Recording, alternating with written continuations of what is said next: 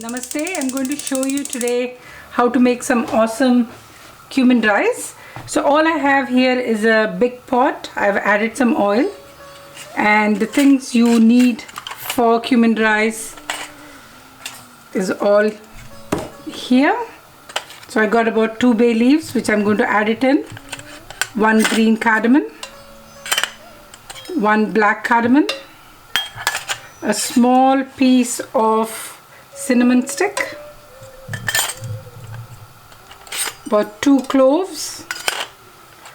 I'm just going to give it a nice mix so that they can be covered with the oil.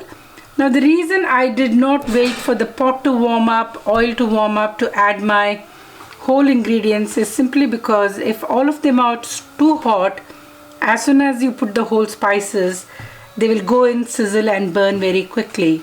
So what I'm waiting for here is the pot to warm up, oil to warm up, so that the spices also warm up along with everything else.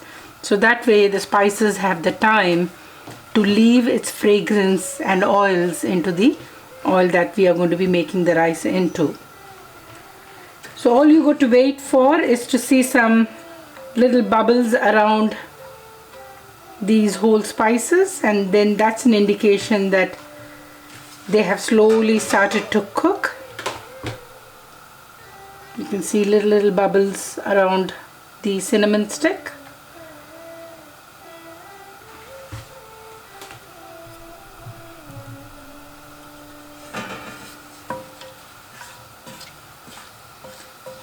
That should be brilliant. Now we can just go in with the hero ingredient, which is the cumin.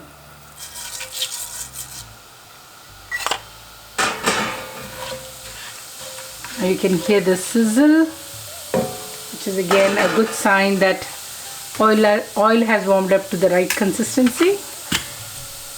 Now in my cumin rice, I'm going to add 2 extra ingredients. It is absolutely up to you as to how many ingredients you want to add. In season, you can dice some round carrots and add it in. You can add some green peas. I'm going to be adding some potatoes to bulk it up, and I'm also going to add some onion to give that extra layer of flavor to this amazing rice.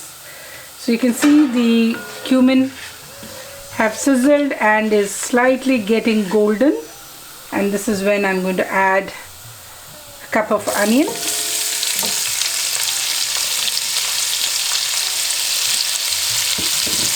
I'm going to give it a mix.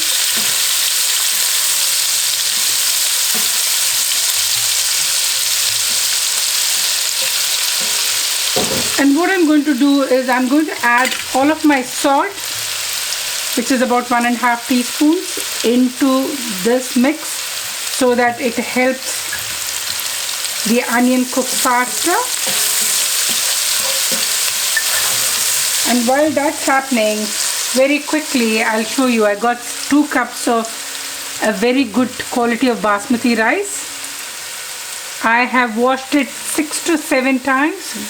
Please wash your rice because it gets polished and then it gets bagged and then it travels to so many destinations. So always wash your rice. By washing 5 to 6 times, you're not only cleaning it but also you're removing the starch. Soak your rice for at least half an hour to 45 minutes for the rice to really get fluffy, longer and fragrant. So I have soaked it for almost about 30 minutes. Now I'm just going to simply add it into the mix here, which is onion and the essential spices and the cumin. I'm just going to ensure every grain goes in there and nothing gets wasted. There you go. We'll give it a nice mix. Now again, when you have soaked rice that you're working with, try and avoid steel spoons because the rice is already tender and brittle. It'll break more. So I got 2 cups of rice here. So the ratio normally is 1:2, but because I have soaked it for over half an hour, I'm going to add, instead of 4 cups, about 3.5 cups. And what I'm also now going to do is add my potatoes. I don't have to fry them or anything. I've just cut them. I kept them in the water. I'm just going to add my potatoes. And I'm also going to add some chili flakes.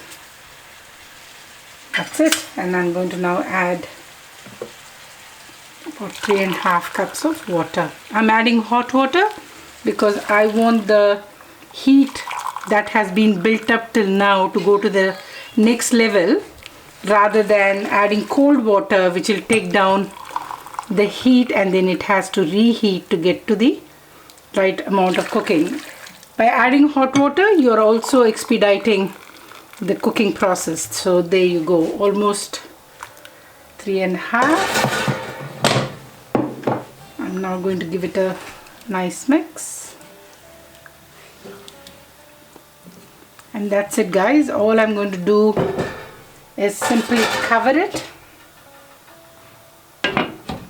and let it cook in lowest heat so that it can cook slowly and bring amazing flavors to the food.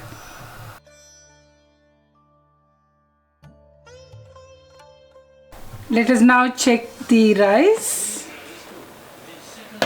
Wow, amazing. I'm just going to check if there's still a little bit of water is there, so I'll just let it cook for a few more minutes. I'll just give a light toss. Look at the grains, look at the length of the rice, so beautiful.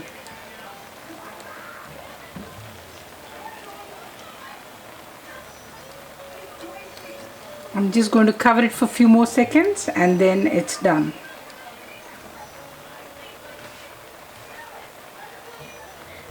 The potatoes are nicely cooked. See, it's brittle. You just press and it breaks. So just ensure whenever you add vegetables, you do factor a little bit of water for it to cook. I'm just going to cover for a few more seconds and then put the gas off for the water to evaporate.